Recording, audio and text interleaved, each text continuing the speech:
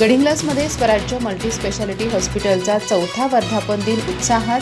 अत्याधुनिक सुविधा, विविध शासकीय योजनांतर्गत उपचारांची सुविधा, 10,000हून अधिक बाह्य रुग्ण व 3,000वर रुग्णांवर यशस्वी उपचार.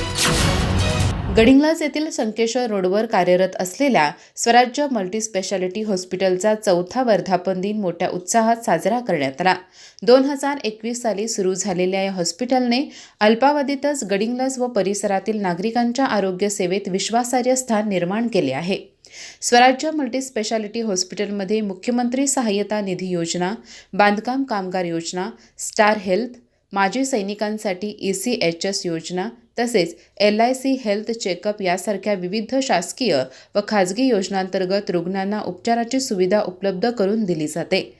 त्यामुळे सामान्य रुग्णांपासून गरजू व विशेष गटातील नागरिकांपर्यंत सर्वांसाठी दर्जेदार आरोग्य सेवा सहज उपलब्ध झाली आहे. या हॉस्पिटलमध्ये medicine, general surgery, orthopaedic, gynaecology, urology, joint replacement, मेंदूची शस्त्रक्रिया, नाक कान घसा शस्त्रक्रिया यांसह सर्व प्रकारच्या आधुनिक शस्त्रक्रिया केल्या जातात.